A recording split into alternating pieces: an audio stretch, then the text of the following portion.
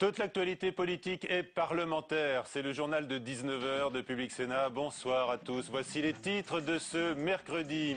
Échange d'amabilité au sommet. Gérard Larcher et Jean-Pierre Bel sont successeurs à la présidence du Sénat. Polémique sur le nouveau visage du Sénat de gauche. Pallier l'absence de médecins en milieu rural en faisant appel aux vétérinaires. L'idée a de quoi surprendre. Son auteur, vice-présidente du Conseil régional de Bourgogne, sera avec nous face au président des syndicats médicaux français. Le choc à ne pas manquer tout à l'heure, Françoise Tenenbaum, Michel Chassant sur notre plateau. La laïcité, thème de campagne pour 2012, alors que François Hollande affirme son credo laïque. Invité tout à l'heure, Jean Glavany, auteur du livre titré simplement La laïcité, un combat pour la paix, et la sénatrice radicale de gauche Françoise Laborde, mise en échec au Sénat récemment sur le sujet.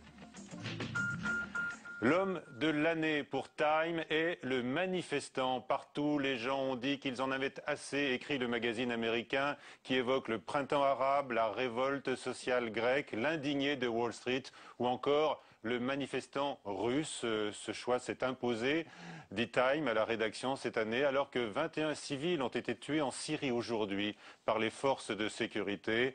Par ailleurs, on apprend la condamnation à 2 ans de prison du blogueur égyptien Michael Nabil pour avoir critiqué l'armée. Un autre blogueur devenu symbole dans son pays est aux prises avec les autorités. Il s'agit du russe anticorruption Alexei Navalny qui a inventé la formule « le parti des voleurs et des escrocs » au sujet de Russie unie de Vladimir Poutine. Dans l'actualité, donc, je vous le disais, le ton monte au Sénat, une bataille de présidents. Gérard Larcher a dénoncé dans Le Figaro ce matin la maison des Hollandais, les partisans de François Hollande, qu'est devenu, selon lui, le Sénat depuis son basculement à gauche. Son successeur, Jean-Pierre Bel, lui répond « Ambiance, Bérangère Dinglat ». La maison des Hollandais, c'est le petit nom trouvé par Gérard Larcher pour nommer le Sénat socialiste. Une formule en forme de pique. À lire l'ancien président, le Sénat serait devenu le laboratoire du candidat François Hollande. Une chambre où l'intérêt partisan l'emporte désormais sur le débat d'idées. Un avis partagé par de nombreux sénateurs UMP. La particularité du Sénat, c'était effectivement de se tenir un peu au-dessus de la mêlée, notamment par rapport à l'Assemblée nationale, et d'essayer d'avoir un apport positif en termes d'élaboration de la loi. On est aujourd'hui complètement dans autre chose. Gérard Larcher affirme avoir été le président d'un Sénat autonome du siège de l'UMP. A l'inverse, selon lui, son successeur au plateau serait aux ordres du PS. Des critiques auxquelles Jean-Pierre Bel a immédiatement répondu. La droite, l'ancienne majorité sénatoriale, n'a pas compris qu'elle avait perdu le Sénat. Ils ont mis du temps à comprendre. Les électeurs, les grands électeurs, leur ont montré qu'il y avait un changement de majorité. Maintenant, il faut qu'ils comprennent que la politique qui est exprimée au Sénat n'est pas celle du président de la République et celle du gouvernement. Pour autant, l'Ariégeois, proche de François Hollande, revendique que le Sénat soit devenu un laboratoire. Pour lui, c'est un lieu de créativité, de réflexion sur l'avenir, et c'est ce qu'on attendait de nous. Une première bataille par presse interposée entre les deux hommes qui n'ont pas la même vision de leur fonction et de l'institution. Il faut dire que l'échéance présidentielle a quelque peu modifié le contexte politique au Sénat. Autre sujet de clivage qui alimente la polémique au Sénat, la droite ne voit dans la vitrine socialiste que des impôts nouveaux, alors qu'aujourd'hui le Sénat a ramené le taux réduit de TVA à son taux initial de 5,5%, rejetant donc les 7% du plan de rigueur pour épargner les Français en bas de l'échelle sociale, disent les socialistes. Elisa Berthelomé. Après la bataille des idées, la bataille des chiffres. Gérard Larcher accuse. Dans un argumentaire moult fois repris par la ministre du Budget Valérie Pécresse, l'ancien président du Sénat martèle, les sénateurs socialistes ont voté 32 milliards de hausse d'impôts lors des discussions sur le projet de loi de finances pour 2012.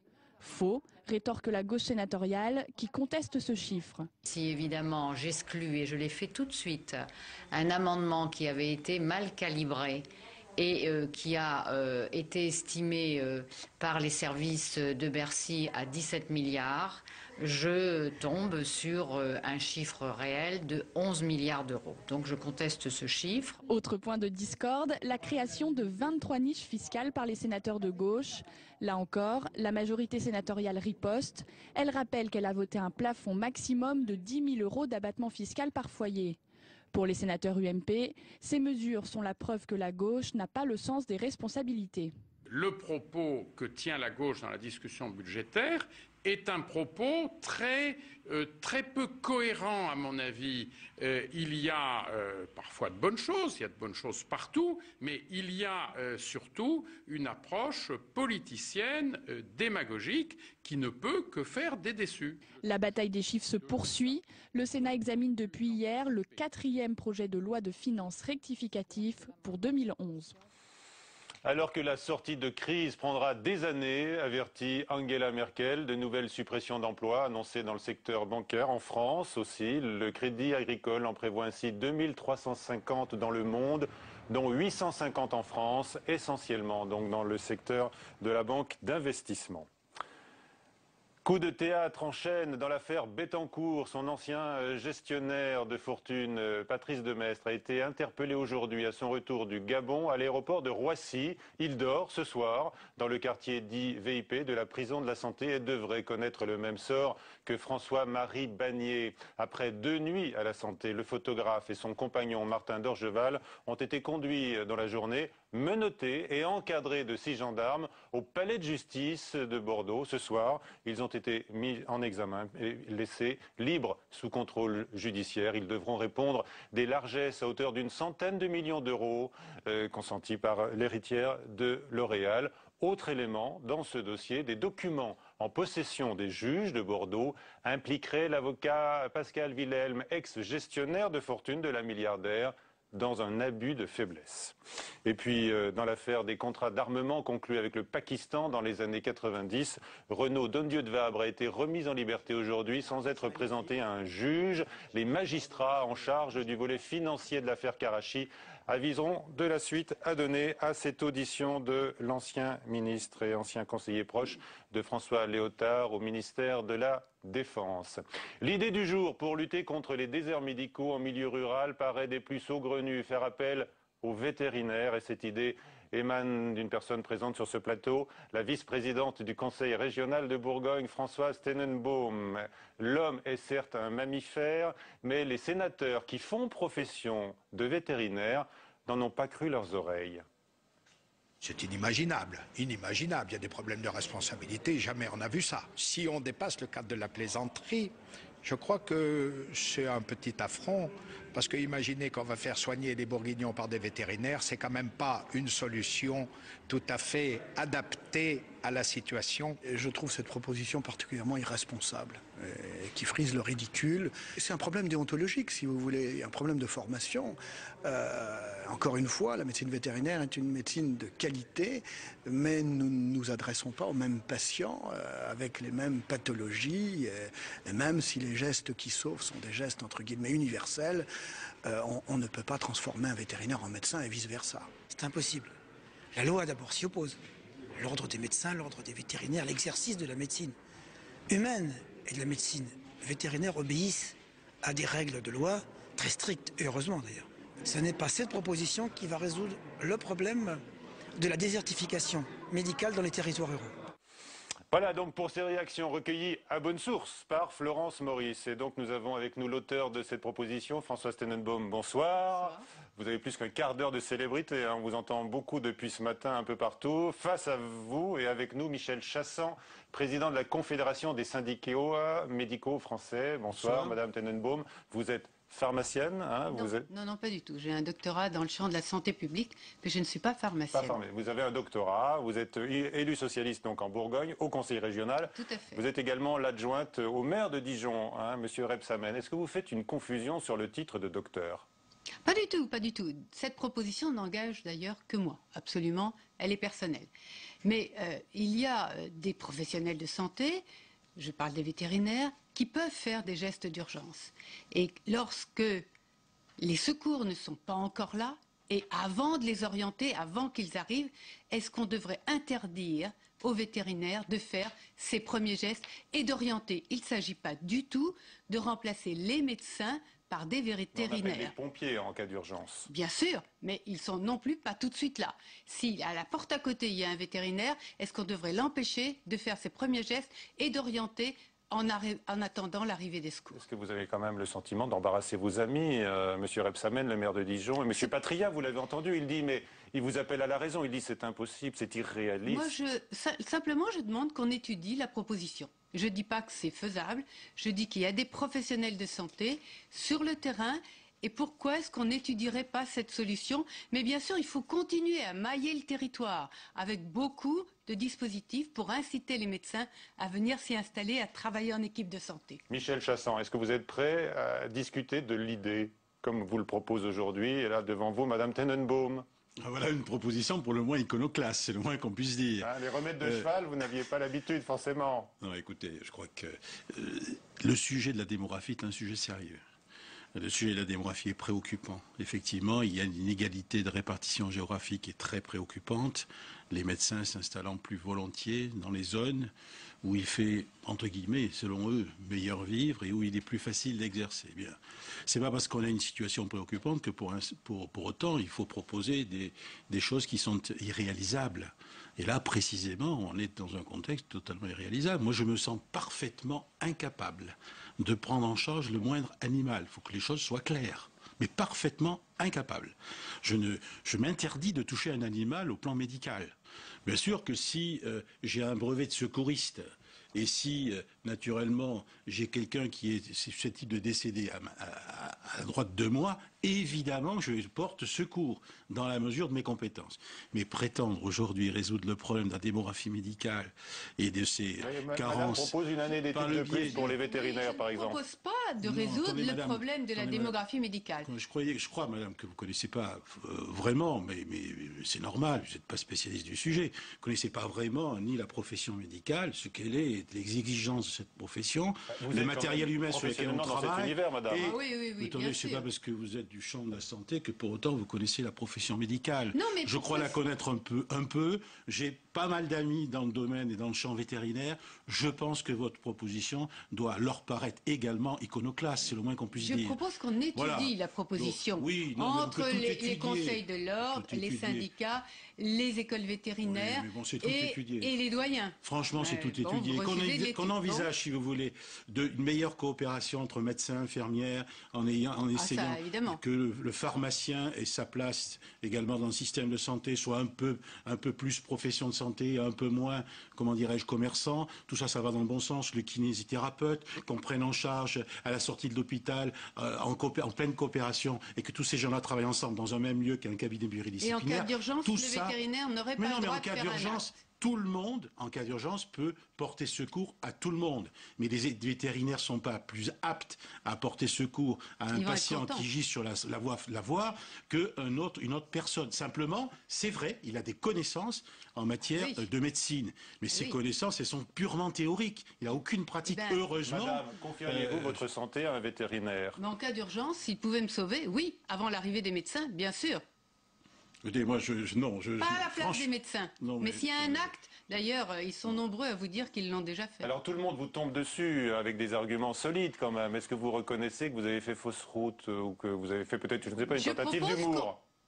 De l'humour, bien sûr, de l'humour. Mais je propose qu'on ouvre le débat et qu'on étudie la problématique. Vous n'avez pas l'impression quand même... alors effectivement qu'il y a un véritable problème, les déserts médicaux, en Bourgogne comme ailleurs, de jeter une lumière quand même bizarre sur la médecine. On est aujourd'hui à l'heure de la médecine de pointe et vous nous ramenez à des gestes médicaux qu'on applique aux animaux. Il faut mailler le territoire avec ces médecins de santé. Il faut revoir la rémunération de ces médecins qui vont travailler en équipe pluridisciplinaire avec des infirmiers, des kinés, des services à domicile, des spécialistes, des sages-femmes.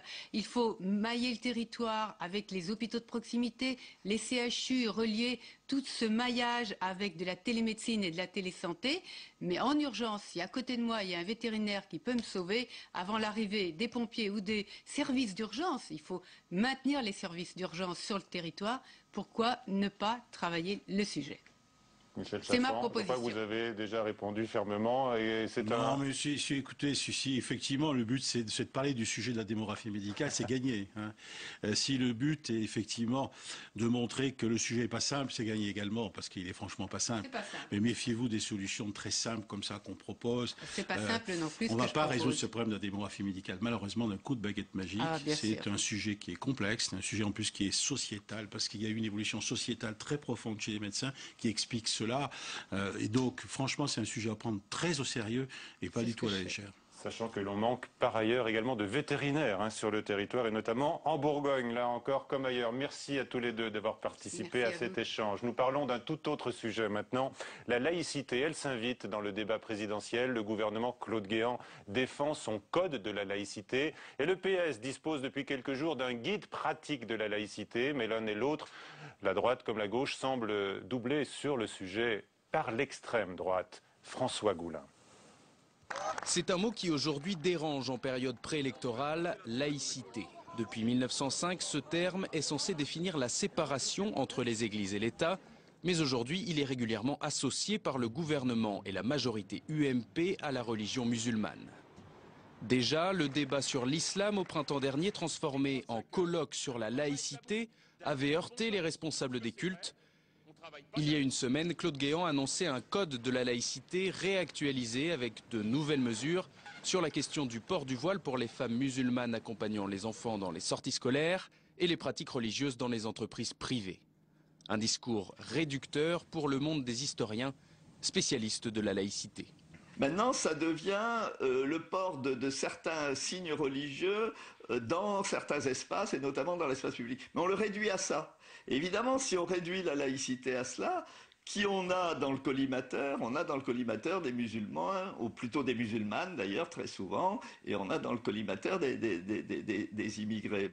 Ne pas évoquer les autres sujets qu'englobe la définition de laïcité serait un danger pour les candidats eux-mêmes. Les non-dits ne sont jamais bons dans une démocratie. Donc il faut en effet qu'on parle de la laïcité. Ou sans ça, on va la laisser à qui? On va la laisser à Mme Le Pen. Elle continue à en parler. Et elle fait une instrumentalisation de la laïcité, justement pour, au fond, chasser les Arabes de France. C'est ça, sa vraie laïcité. Le thème de la laïcité, largement occulté par la crise économique et mis au banc de cette campagne présidentielle naissante, aura-t-il sa place à la veille du scrutin? Avec nous donc Jean Glavany qui publie La laïcité, un combat pour la paix. Bonsoir, merci d'être avec nous. La laïcité pour laquelle vous nourrissez une véritable passion. Vous la devez à l'influence de vos parents, de vos professeurs, ceux de l'école de la République évidemment, à laquelle vous rendez hommage. Avec nous également Françoise Laborde, sénatrice radicale de gauche de Haute-Garonne, qui n'a pas eu de chance récemment avec sa proposition de loi controversée sur la laïcité. Vous n'avez pas eu de chance, elle n'a pas été votée et on a l'impression qu'elle est enterrée. Oh, pas encore. Pas encore, je ne peux pas vous laisser dire ça. Alors vous vouliez imposer une obligation de neutralité dans les crèches privées, et donc confirmer en quelque sorte la jurisprudence Babilou, la justice qui a confirmé le licenciement d'une puéricultrice voilée, mais il y a eu des bugs. Dans votre camp? Dans mon camp, oui, à gauche, c'est cela. On rappelle que c'est le socialiste, le nouveau sénateur Alain Richard, qui a fait du droit, donc avec un amendement juridique complexe, à bloquer votre proposition. C'est bien ça. Exactement. Moi, j'ai regardé ça de près. Il faut épargner notre collègue. Elle allait dire oui, mais Jean Glavany prend la parole. Elle n'allait pas dire oui, non. Le vote n'a pas eu lieu, donc elle n'a pas été rejetée. Tout à l'heure, vous avez dit les délais mise en impartis échec. En fait, donc, elle reste sur la table, cette proposition de loi. Voilà, il faut juste dire, par rapport tout à l'heure à mise en échec, qu'il n'y a pas pour l'instant d'échec, puisque nous avions profité d'une niche sénatoriale. Il faut attendre que ça revienne. Voilà. Donc cette niche sénatoriale, évidemment, il y a un temps imparti, et quand c'est fini, c'est fini. Voilà. Donc je ne me sens pas en échec. Par contre, qu'il y ait eu des choses et des débats, je dirais, intéressants, et sûrement qui ont fait le buzz à la télé, à la radio et dans les journaux. Ça, je suis complètement d'accord avec vous. Mais justement, c'est l'occasion d'en parler et d'en reparler ce soir. Donc, Est-ce que véritablement, Jean Galavani, vous pensez que la laïcité sera l'un des thèmes de la campagne présidentielle? Eh bien, je l'espère. Est-ce que vous estimez que la gauche n'est pas suffisamment en pointe sur le sujet? Si, elle l'est. Vous savez, la gauche n'a pas de complexe à avoir en matière de laïcité. C'est elle qui l'a inventé. Hein. C'est la gauche et les socialistes et les radicaux socialistes qui, à la fin du 19e siècle, ont inventé la laïcité avec Aristide Briand, avec Ferdinand Buisson, avec Jean Jaurès. Et donc, nous n'avons aucun complexe. Et depuis que nous avons inventé la laïcité, tous les coups portés à la laïcité dans la République ont toujours été portés par la droite. Donc, les choses sont claires. Mais ça ne veut pas dire qu'il n'y a que des gens de gauche qui sont des bons laïcs. Je connais des gens de droite qui sont devenus des bons laïcs dans le temps. Mais et plus il y en aura, mieux ça vaudra. Mais ce que je veux dire, c'est qu'il est très important que la laïcité soit dans le débat présidentiel, et je me battrai de toutes mes forces pour cela. Et j'espère bien que François Hollande défendra. Et d'ailleurs, il a commencé de le faire sur une thématique qui me plaît beaucoup, parce que c'est l'idée justement de développer ce thème de laïcité, ce thème de la République. Il affirme son credo laïque dans une interview à La Vie cette semaine. Oui, et puis il a dit des choses très importantes à 2 reprises ces dernières semaines, avec son idée de renforcer constitutionnellement les principes de la loi de 1905, qui est quelque chose de très fort, de séparation des églises et de l'État. C'est une proposition que je trouve très courageuse, très audacieuse, et en même temps très pertinente.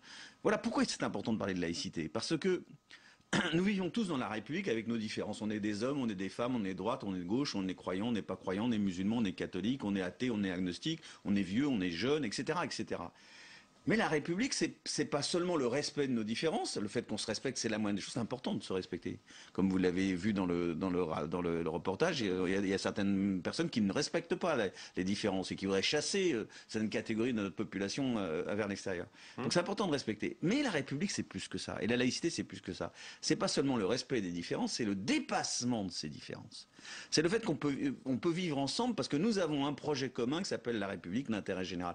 Et donc, au moment où, dans le débat présidentiel, dans le débat démocratique, on va choisir celui ou celle qui va nous guider pendant 5 ans, défendre la République, incarner la République, c'est important qu'il puisse nous parler de la République, de la nation, de ce qui nous réunit, de ce qui nous dépasse. Voilà, je crois que c'est très important, donc il faut qu'on revienne à des fondamentaux, effectivement, dans le débat. Vous avez voté pour le droit de vote des étrangers aux élections locales. Le débat a été très vif il y a quelques jours au Sénat. Vous avez entendu Claude Guéant. Il accuse la gauche de favoriser le communautarisme avec ce nouveau droit accordé aux étrangers. Est-ce une menace pour la laïcité que le communautarisme, le multiculturalisme, Jean Galavani pourra le confirmer, qui trouve parfois des soutiens à gauche aussi?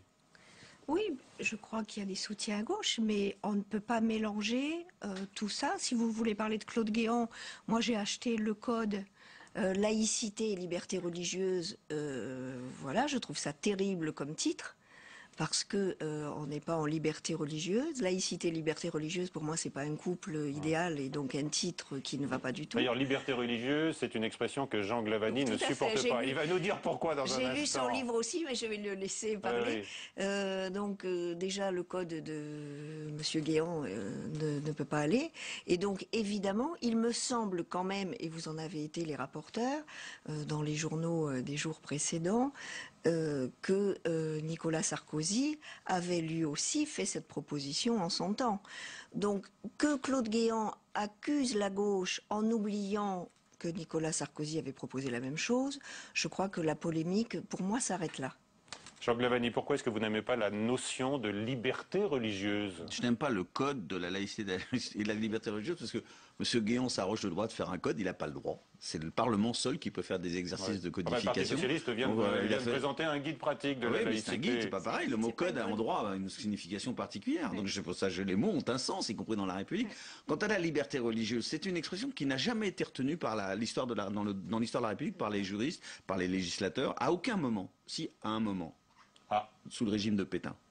Oui. Sous le régime de Vichy. Là, on a la liberté de conscience. Et maintenant, mais oui, parce que la République, elle reconnaît la liberté de conscience. C'est la loi de 1905 qui le dit. Et la liberté de conscience, c'est le droit de croire et de pratiquer une religion, quelle qu'elle soit, d'où ce que certains appellent la liberté religieuse, mais c'est aussi la liberté de ne pas croire, d'être athée ou agnostique. Or, beaucoup de choses indiquent que c'est même le cas de la majorité de Français. Donc voilà, c'est important de préciser les choses. Vous êtes tous les deux parlementaires, députés, sénatrices. Vous acceptez quand même d'écouter la voix de l'Église quand on se prononce sur les grands débats de société, la recherche médicale, l'éthique, etc. Madame Laborde, vous acceptez quand même de l'écouter? Ah, moi, je veux bien l'écouter, mais je me bats contre. Si vous systématiquement? Pas systématiquement contre. Vous la rejetez par principe? Non, pas par principe. Non. Il y a des choses peut-être qui sont acceptables, mais qui ne seraient pas dites par un homme d'église et qui seraient acceptables. Donc moi, je ne mets pas... Il faut faire attention à ce qu'on dit. C'est pas parce qu'on est homme d'église que l'on a la bonne parole. Oui, mais les hommes d'église revendiquent le droit... ils revendiquent la bonne parole, donc là, évidemment, on n'est plus d'accord. Comme moi, je n'ai pas la bonne parole tous les jours. Il y a débat. Pour la bioéthique, j'ai été très partie prenante de ce débat. Et je regrette qu'on ne soit pas allé plus loin, que même sur certains points, on ait régressé. Alors, je ne dirais pas que c'est peut-être au nom de la bonne parole ou de l'Église, mais nous étions en période électorale et certains sénateurs, parce que je sais souvent ce qui se passe en politique et mon collègue, je pense, ne me contredira pas, on a des idées politiques, mais c'est jamais le bon moment. Est-ce que ce sera le bon moment au moment des présidentielles? Je dis oui, je l'espère. La parole de l'Église, Jean Glavany. Pour influer sur les décisions politiques. Et écoutez, le débat est démocratique et tout le monde a le droit d'y participer. La participation à ce débat n'est pas interdite et la laïcité ne saurait être une remise en cause des églises, puisque on l'oublie trop souvent. La laïcité garantit le libre exercice des cultes. C'est inscrit dans la loi de la République depuis plus d'un siècle. Elle garantit le libre exercice des cultes. Et donc, ce n'est pas une menace sur les religions. Et donc, que ces religions s'expriment dans le débat public, d'ailleurs, quand bien même je ne voudrais pas les écouter, ce qui n'est pas mon cas, moi je les écoute toujours avec intérêt, parfois pour les combattre, comme dirait ma collègue Laborde, et parfois pour les approuver. Voilà. Les positions prises par l'Église catholique sur les immigrés sans papier me conviennent bien. Ce qu'elle dit sur l'avortement me convient moins bien. Bon, voilà, et donc c'est un débat démocratique. Respectons-le. Mais ce qu'a voulu la République à un moment donné de son histoire, c'était au début du XXe siècle, c'est de dire les églises ont le droit de s'exprimer dans le débat démocratique, mais elles n'ont pas le droit de dicter leurs lois religieuses à la République. Il y a une séparation des deux sphères, et je crois que c'est très bien comme ça. Vous êtes assez optimiste dans un passage de votre livre. Vous parlez du printemps arabe et de l'islam des Lumières, qui n'est rien d'autre qu'un islam laïque, écrivez-vous. Malheureusement, ce n'est pas tout à fait ce à quoi on assiste aujourd'hui. Je ne suis pas optimiste. Je suis vigilant, parfois inquiet. Oui. Et voilà, c'est comme le disait Gramsci ou Schopenhauer, j'oppose au pessimisme de la raison l'optimisme de la volonté. Il se passe aujourd'hui dans ces printemps arabes un combat entre des religieux que je qualifierais de laïcs, modérés, démocrates, qui veulent respecter les droits de l'homme et de la femme. Et puis des religieux plus intégristes. Qui va l'emporter aujourd'hui? C'est un danger, c'est un risque, c'est un pari.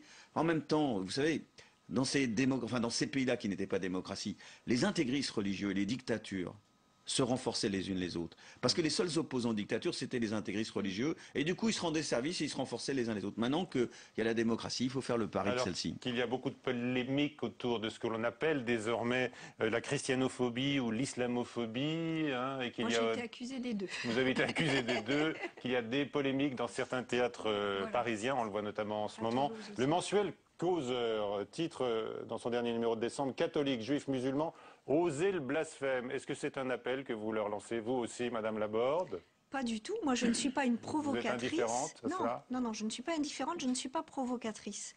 Quand il y a eu le problème Charlie Hebdo, quand il y a eu Golgotha Picnic a été contesté, mais c'est venu à Toulouse. Donc moi, j'ai pris parti pour justement une liberté. C'est-à-dire que vous payez pour acheter Charlie Hebdo, c'est votre droit. Vous payez pour aller voir une pièce de théâtre, c'est votre droit. Donc, c'est pas la peine d'en faire des polémiques. Merci. Donc, la laïcité, un combat pour la paix. Le titre de votre livre, Jean Glavany. Merci à tous les deux. Merci à vous. Merci à vous. À 22h, Sonia Mabrouk pour le prochain journal sur Public Sénat. À suivre sur la chaîne parlementaire Assemblée nationale. Question d'info. Bonsoir.